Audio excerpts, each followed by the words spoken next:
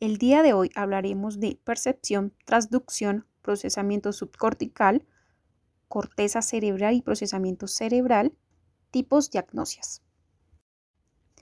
La percepción sensorial es la capacidad de captar a través de los sentidos, visión, olfato, oído, gusto y tacto, las señales exteriores. La percepción es básica para nuestra supervivencia. Nos posibilita entender la situación, recordar y memorizar o detectar peligros, cambiando en función de las necesidades que vayan surgiendo, ya sean estas cotidianas o urgentes.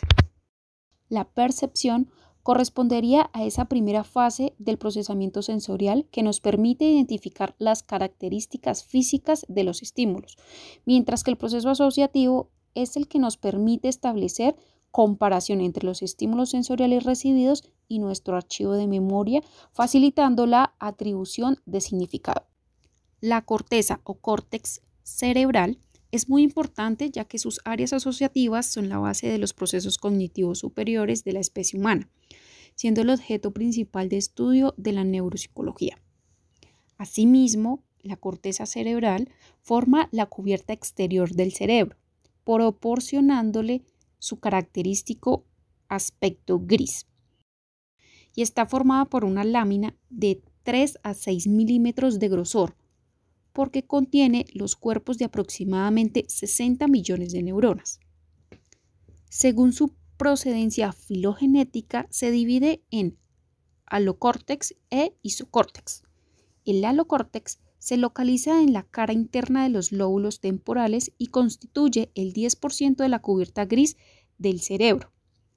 Recibe esta denominación porque tiene un origen filogenético más primitivo y está formada por un conglomerado de 3 capas mal definidas desde el punto de vista histológico. Las agnosias son procesos de reconocimiento de los estímulos gracias a la función integradora de las áreas de asociación del cerebro, en colaboración con diversas estructuras corticales y subcorticales. La lesión de las áreas asociativas puede impedir la atribución del significado de los estímulos sensoriales, provocando agnosias. Podemos definir una agnosia como una alteración caracterizada por la incapacidad para reconocer estímulos familiares, atribuirles significado. Las agnosias impiden la interpretación correcta de los significados de los estímulos, pero no se deben a los déficits sensoriales, sino que están causadas por lesión de áreas asociativas del córtex cerebral, frecuentemente como consecuencia de accidentes vasculares. ¿Qué produce o qué causa una agnosia? La lesión de áreas del encéfalo como el tálamo o de fibras conectivas como el cuerpo calloso y fascículos de asociación intracorticales. Pueden haber agnosias unimodales o polimodales, según afecten a una o varias modalidades sensoriales. La mayor parte de las agnosias solo afectan el reconocimiento e interpretación de estímulos en medio lado del cuerpo, recibiendo la denominación de hemiagnosias. Aunque las agnosias pueden afectar a todos los canales sensoriales, sin embargo, las que se presentan con mayor frecuencia son las visuales y las auditivas, y las menos habituales, las gustativas y las olfatorias. Agnosia visual. Las agnosias visuales consisten en la dificultad para el reconocimiento visual de objetos u otras categorías relacionadas como personas, objetos o colores, estando suficientemente conservada la agudeza visual y la capacidad de rastreo, así como las funciones mentales superiores y el lenguaje visual. Tipos de agnosias visuales. Agnosias aperceptivas. Es esa incapacidad para percibir y dar significado a una imagen como consecuencia de lesiones del hemisferio derecho, lo que impide reconocer figuras geométricas, caras u objetos. Esta capacidad mejora cuando las imágenes están en movimiento. Agnosia asociativa. Es una dificultad para dar una correcta atribución semántica, es decir, hay incapacidad para atribuir un significado a los estímulos visuales. Agnosia para objetos. Consiste en la incapacidad para reconocer objetos y dibujos presentados en la modalidad visoperceptiva, existiendo dificultad para la denominación, el recuerdo o la descripción de su significado. a pesar de que está preservada la capacidad para reconocerlos a través de otras modalidades, como por ejemplo el tacto. Los pacientes con agnosia para los objetos son incapaces de discriminar figuras visuales que se presentan superpuestas o entremezcladas, y también tienen problemas para identificar visualmente figuras esquematizadas o fragmentadas. Las agnosias para objetos están causadas por lesiones occipitales o del cuerpo calloso. Simultagnosia es la incapacidad para interpretar el significado de un dibujo o objeto de una manera global, estando preservada la capacidad para percibir sus partes de manera aislada. El sujeto percibe las imágenes como un conjunto de detalles aislados sin conexión. La simultagnosia está causada por lesiones en las áreas de asociación occipital, especialmente en el hemisferio derecho.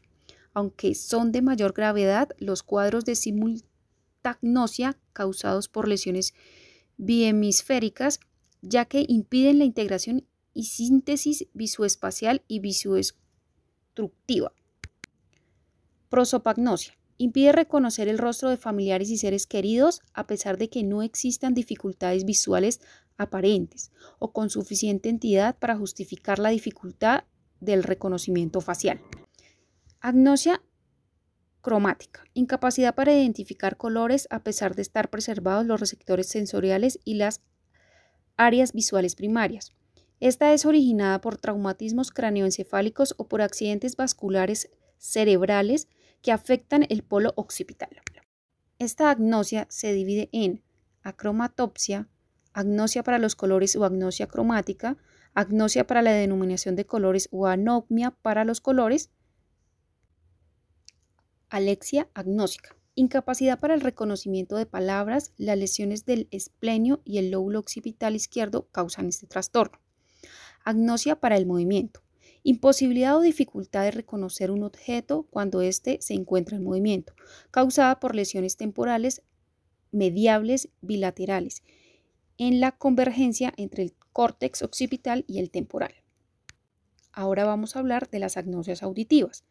Son esas dificultades para reconocer el significado de los estímulos acústicos no verbales, además de producir deficiencias sensoriales en la codificación de estímulos auditivos causadas por lesiones del lóbulo temporal.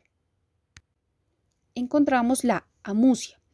Es un déficit adquirido que afecta la capacidad para el reconocimiento de las características de la música como el tono, el ritmo o la melodía. Agnosia para los sonidos. Es esa incapacidad para identificar el significado de los sonidos no verbales, como por ejemplo el canto de los pájaros o el sonido de una alarma. Agnosia verbal, incapacidad para comprender sonidos verbales, estando preservada la capacidad de reconocimiento de sonidos no verbales, en ausencia de otras alteraciones del lenguaje. Agnosias somatosensoriales. Estos son trastornos producidos por la lesión del área somestésica situadas en la zona parietal posterior. Allí encontramos asterognosia, que es la pérdida de la capacidad para reconocer las cualidades físicas de un objeto mediante el tacto, como peso, tamaño, forma, densidad o textura, en ausencia de hipoestesia. Agnosia táctil. Es causada por la lesión de las áreas 39 y 40, que impide reconocer los objetos mediante el tacto, estando preservadas las áreas primarias. Barognosia es la incapacidad para estimar el peso de un objeto cuando se coloca en la mano afectada y está producida por accidentes vasculares que afectan las áreas parietales de asociación. Atopagnosia impide reconocer las partes del cuerpo bajo órdenes o mediante imitación. Las personas afectadas son incapaces de identificar o tocar partes del cuerpo ante una orden verbal.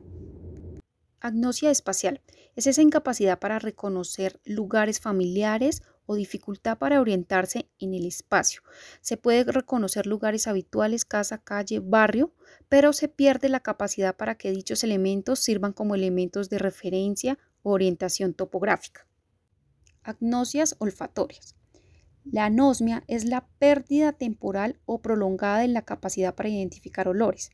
Podemos encontrar la hiposnomia, la anosmia selectiva, la hiperesnomia, la parosmia, por último, entre las agnosias encontramos las agnosias para las enfermedades, que es la anosognosia, la asomotognosia, la anosodiaforia y la misoplegia. Por otra parte, encontramos la transducción, que es ese proceso de transformación de los diversos tipos de energía, estimulación sensorial, en impulsos nerviosos llevada a cabo por los receptores sensoriales. Para finalizar, tenemos el procesamiento subcortical. Es en la mayor parte de los sistemas sensoriales el procesamiento de la información proporcionada por señales neuronales iniciadas a partir del receptor. Comienzan diversas estructuras subcorticales antes de alcanzar la corteza cerebral. Es en esta donde se cree que tiene lugar la percepción. Así damos por finalizada esta explicación.